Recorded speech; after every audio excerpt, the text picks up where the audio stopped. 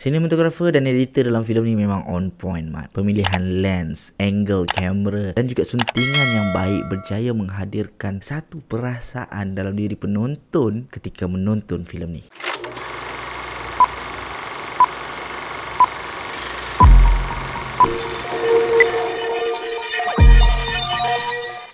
Hari ini kita nak sembang tentang sebuah filem lokal yang sedang ditayangkan di Pawagam, yang baru saja ditayangkan di Pawagam, bertajuk Macai. Macai ini merupakan sebuah filem arahan Sanjay Perumal, pengarah yang sama untuk filem Jagat serta filem kedua untuk Jagat Multiverse. So Jagat Multiverse ni benda apa, Mat? So Sanjay hari itu dia ada umumkan bahawa ada dua filem baru dia yang akan ditayangkan pada tahun ini, iaitu Macai dan juga Blues. Dan kedua-dua filem ini dikatakan related di bawah satu universe yang sama dengan Jagat. So kalau hangpa tonton Jagat, hampa tahu yang Apoy sebenarnya ada dua pilihan ataupun jalan hidup yang dia boleh pilih waktu dia kecil tu, dan kedua-dua itu adalah hasil daripada keadaan ataupun tragedi yang berlaku di sekeliling hidup dia ketika itu. So dalam Macai dia menjadi pusher, so dia dalam dunia yang gelap, dan dalam Blues dia dalam dunia filem industri, filmmaker. So, dalam Jagat waktu kecil tu Apoy kan dia suka tonton filem-filem Rajinikan apa semua ni, so dia tertarik dengan filem. Tapi pada masa yang sama dia hidup dengan pakcik dia yang hidup dalam dunia gelap lah, involve dengan dadah apa semua ni. So that's how dia relatekan antara Macai, Blues dan Jagat ni. So Macai diteraju oleh Karnan G. Craig, Kuben Mahadevan, Irfan Zaini, Fabian Lu, Subhashini Asokan dan Susan Lancaster. Berkisarkan tentang seorang pusher bernama Siam yang secara tak sengaja telah hilang barang kepunyaan seorang tokan dadah yang kejam. Takut menerima nasib yang sama seperti pusher yang lain, Siam meminta bantuan kawan baiknya Uzi untuk cuba mencari jalan penyelesaian. Secara tak sengaja mereka berjumpa dengan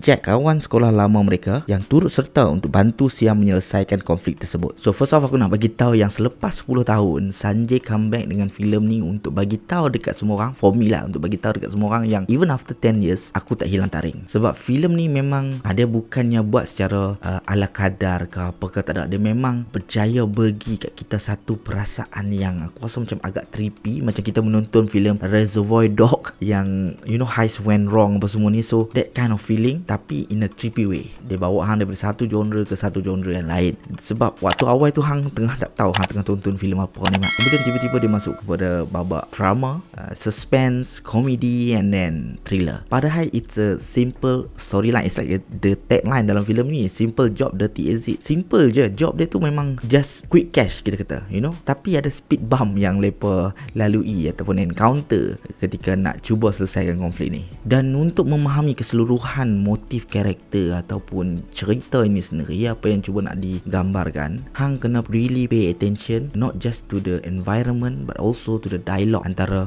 watak ni dan watak ni. Dia ada a few conversation yang berlaku yang mungkin hang rasa macam ni boring atau tak apa, tapi tak. Dialog dia tu adalah foreshadow kepada the next act. Itu yang cantik tu, Mat. Pasal apa ending Siam buat macam tu, siapa sebenarnya Jack, semua tu dia ada bagi tahu dalam dialog, dalam conversation. Also action lepa yang nak dekat ke penghujung tu, apa semua tu semua ada foreshadow, especially waktu babak lepa dengan polis Roblox tu kan, bungkus lain, buka lain apa semua tu. Aku tak tahu dalam filem orang panggil apa, tapi that kind of layering disusun dengan cantik for me. It's like conversation tersebut akan influence the characters punya action, macam tu. Dan actually dia buatkan hang fikir sebenarnya yang siapa saja yang hang jumpa dalam hidup hang, apa saja yang conversation yang hang encounter, itu akan turut memberi impact kepada action hang ataupun keputusan hidup hang tu. Dan aku rasa itu adalah the whole purpose of Jagat Multiverse ni actually. Kemudian pertukaran genre tu juga sebenarnya dia macam ada some kind of like intermission ataupun satu act yang berlaku yang macam nak bagi hint dekat hang akan ada pertukaran genre. Dan itu yang aku suka, Mat. Waktu awal-awal filem ni kita dapat lihat Siam tengah pegang torchlight, tengah mencari jalan keluar, dan tiba-tiba dia encounter satu dark figure yang kita tak tahu apa. It's like a mystery punya appearance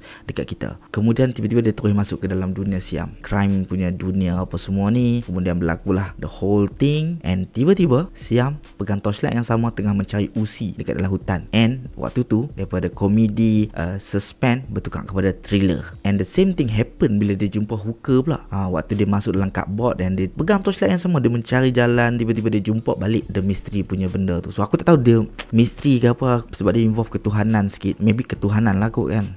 So and tu antara benda yang aku rasa macam very subtle, lepas letakkan macam tu je tapi cantik. Pemilihan lens, camera angle, editor Aktor dia dalam filem ni memang mainkan peranan yang penting untuk menghadirkan rasa dalam diri penonton, mak. And actually dia buatkan the whole journey penonton waktu tu smooth. Paling aku terkesan sebenarnya adalah pemilihan pelakon dalam filem ni, mak. Daripada watak utama kepada pembantu kepada ekstra, semua ni mainkan peranan dengan baik sekali. Waktu hang tonton tu hang berada dalam satu dunia fiction yang real, mak. Even the police pun baik dengan jahat, dua-dua tu memang natural gila lah. Dia tak nampak awkward, tak pushy untuk babak-babak dalam filem ni. Senang kata setiap pelakon dalam filem ni mereka punya chemistry memang ngam, cun. Dia berjaya buatkan setiap babak dalam filem ni alive. And benda ni yang buatkan aku betul-betul happy menonton Macai ni, mak. Unlike certain filem waktu hang tonton tu hang rasa macam tengah sedap-sedap duduk dalam dunia lepa, tiba-tiba hang kena tarik keluar. Sebab apa? Sebab scene tu tiba-tiba nampak awkward, canggung and tak smooth, mak. Nampak macam betul-betul berlakon. Dia tak biarkan hang duduk dalam dunia dia tu sampai ke penghujung. Dan tu yang aku happy dengan Macai ni, mak. Tapi apa yang aku rasa boleh improve adalah dari segi pacing, mak. Sebab pacing dalam filem ni memang betul-betul tak intense langsung. Ibu bagi dekat dia 3 hari untuk menyelesaikan konflik tu, tapi the sense of urgency apa semua tu memang betul-betul tak nampak dalam filem ni. So pacing dia kena perbaiki sikit. But really hang kena tonton filem ni dekat Pawagam, mak. Just go and experience this dekat panggung, sebab you won't get the same experience if you guys watch this film dekat rumah. Aku boleh guarantee, unless dekat rumah hang tu ada sound system yang power, screen yang besar. Dan kalau hang nak tonton filem ni, hang boleh tonton filem ni tengah ditayangkan di Pawagam. Dan bagi hang yang dah tonton, apa pandangan hang, drop down your comment, share your thoughts. Jangan lupa subscribe, road to 10,000 subscribers. Kita jumpa lagi next video. Thank you for watching. Bye bye.